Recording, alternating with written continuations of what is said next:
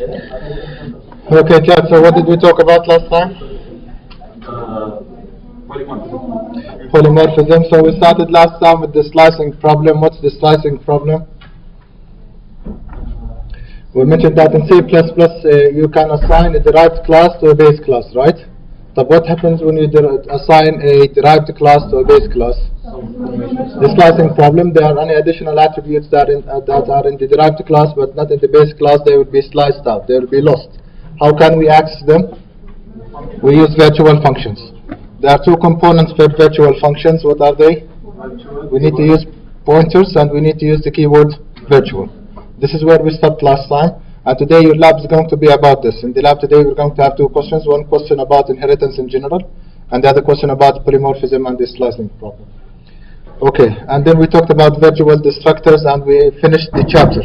Now there is one extra topic that is not there in the chapter, it's not in the slides, but this code is already uploaded to iLearn and it's part of your course, you have to know it. It's a continuation, it will take us 5 minutes and it's done. I'm recording this, I'll also upload it to iLearn because it's not in your slides, so please pay attention to it. It's a very simple issue, but you have to be aware of it in C++ because it's well known in C++.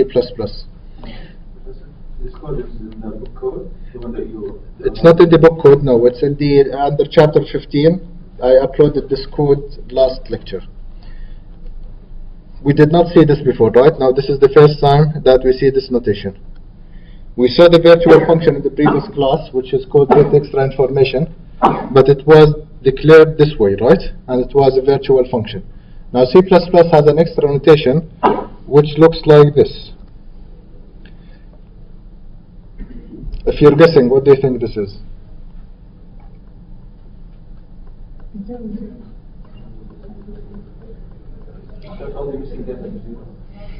This means that you cannot implement this function. You're not allowed to implement this function.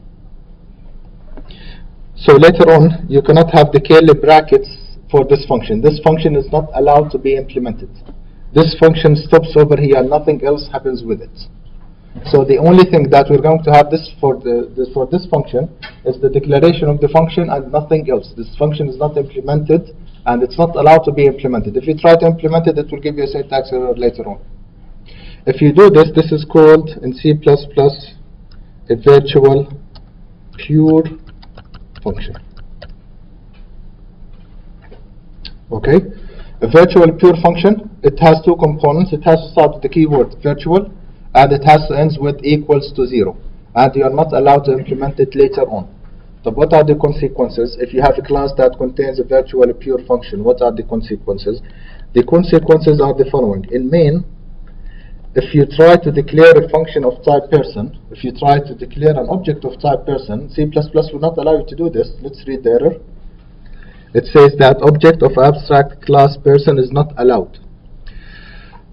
Now we talked about data abstraction later on, and we mentioned that in C++ data abstraction it means that you're going to separate between the interface, the H file, and the implementation. Okay? And usually in real life, you as a user of the object, you as a user of vector, you as a user of string, you don't need to know the implementation, you only need to know the function codes. We agreed about this, right? And we refer to this as abstract data types in general. Now in C++, they also refer to such classes that contain a virtual pure function as abstract classes. Okay? So we studied about abstraction before, but they refer to abstract classes as classes that contain a virtual pure function. And as a class with a virtual pure function, C++ will not allow you to create an object out of that class. Why? Because we don't have an implementation for this function. How can we create an object if one of the functions is not implemented? Okay? But however, C++ will allow you to create a pointer to that class.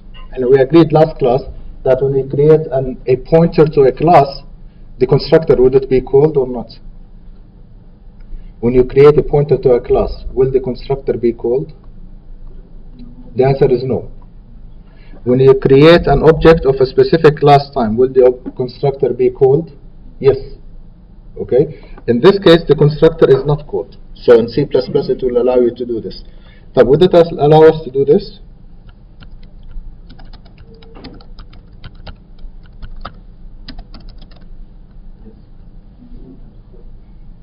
No. Why not? Because this will call the constructor, but C++ does not know how to construct this class because one of the functions is not implemented. So it's not allowed. Okay, so what's the purpose of this then? Why do I need this if I cannot create an object of that class? You only need this if you're using polymorphism. You only need this if you have one superclass and it's being inherited. In our example, the person is being inherited by staff and student.